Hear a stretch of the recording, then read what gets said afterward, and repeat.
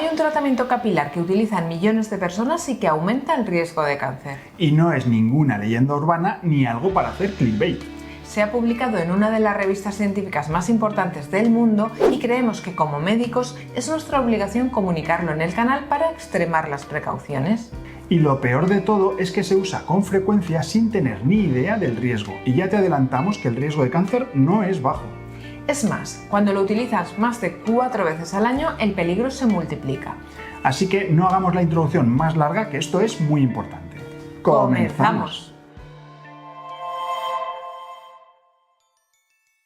Toda esta historia comienza cuando un grupo de científicos del Instituto Nacional de Salud de Estados Unidos siguió durante más de 10 años a casi 34.000 pacientes. Este estudio, publicado en una de las revistas médicas más prestigiosas del mundo, que es el Journal of the National Cancer Institute, es uno de los más grandes y completos hasta la fecha sobre este tema.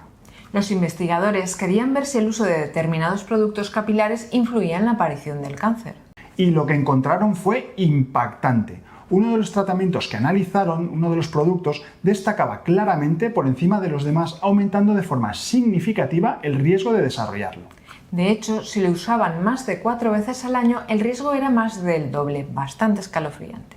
Los investigadores analizaron todo tipo de productos, como tintes, decolorantes, permanentes, y encontraron que un total de 378 participantes del estudio desarrollaron un tipo particular de cáncer en este tiempo. Y determinaron que las personas que utilizaban este producto en concreto tenían hasta un 80% más de riesgo. ¿Y sabes qué es lo realmente preocupante? Que lo utilizamos con toda tranquilidad y quizá tú mismo o alguien que conoces se lo está aplicando pensando que es inofensivo.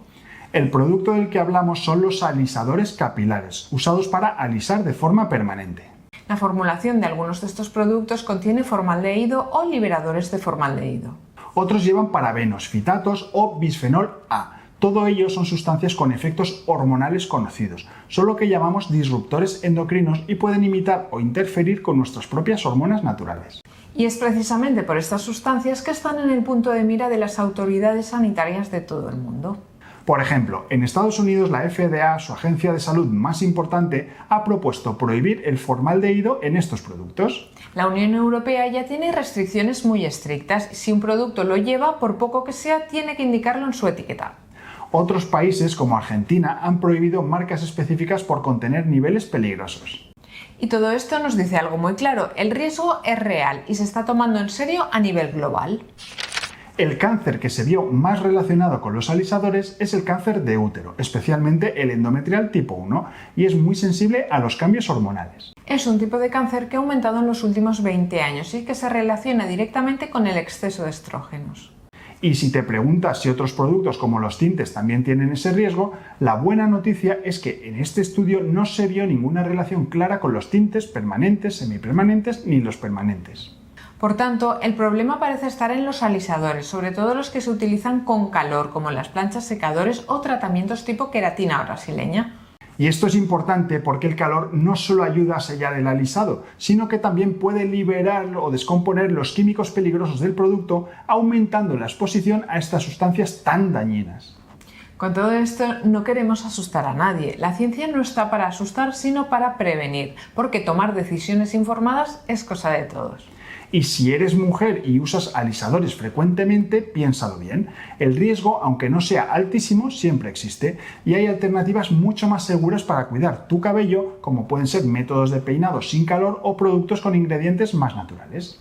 Te animamos a leer bien las etiquetas, dedica unos segundos a leer la lista de ingredientes y busca la ausencia de formaldehído, de parabenos y de fitatos o bifenol A. Y si eres hombre y tienes una hija, pareja, amiga o familiar, por favor comparte esta información tan importante. Nos encantaría que nos contases en los comentarios si tú usas o has usado este tipo de productos y cuál es tu opinión. Leemos y contestamos todos los comentarios. ¡Y esto es lo importante! No te olvides de dejarnos un buen like si te ha gustado el vídeo. Suscríbete al canal si todavía no lo has hecho. Y nos vemos en el próximo programa de Medicina Capilar. Hasta el próximo programa. Hasta el próximo programa.